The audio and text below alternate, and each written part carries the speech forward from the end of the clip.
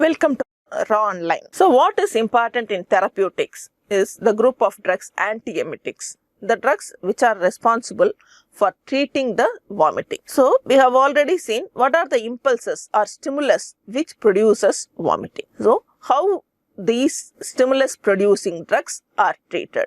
So these are the group of drugs which are used in as antiemetics. H1 receptor antagonist, muscarinic receptor antagonist, dopamine antagonist, 5-HT3 antagonist, as well as the same H1 receptor antagonists. So these are the reasons of vomiting and how it is produced. We have seen how these drugs acts.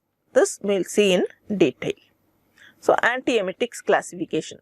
The first classification is anticholinergics.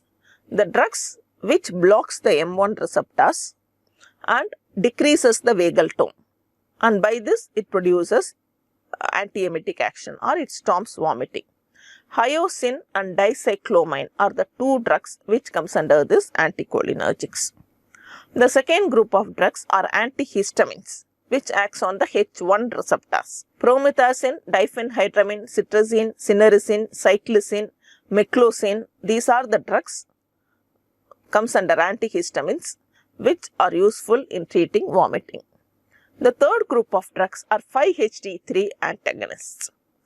Here ondansetron, granisetron, palinosetron, these are the drugs which comes under 5-HT3 receptor antagonists. And fourth group is prokinetics, the drugs which increases the movement of food or movement of food from stomach to the intestine. It pulls down the food backwards so that the reflux of vomiting will be prevented. Here metoclopramide, domperidone, cisopride, mosopride are the drugs which comes under prokinetics. Other than that, neuroleptics which acts on the central nervous system and inhibits the vomiting sensation, and neurokinin 1 receptor antagonists, cannabinoid receptor agonists, and benzodiazepam steroids. These are the adjuvant drugs which are used in vomiting.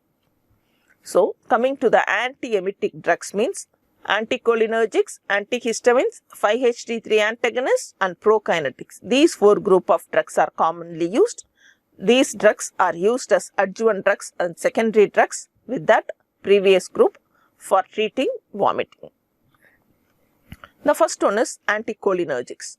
Here hyoscine, which is otherwise called as scopolamine, is a drug of choice in motion sickness. These anticholinergic drugs, their only use is it is used in motion sickness. They are mainly used in motion sickness. And some of the drug in that is used in other conditions. That means post-operative nausea as well as in vomiting. So this how it acts. It blocks the cholinergic pathway leading from the vestibular apparatus. From the inner ear, labyrinthy balance. If the balance is altered, it induces the nausea as well as vomiting sensation. So this impulse to the vomiting center is blocked by these group of drugs. It can be given by oral as well as transdermal patches. The common use of these scopolamine group of drugs is this drugs will be available in transdermal patches that will be placed under the pinna.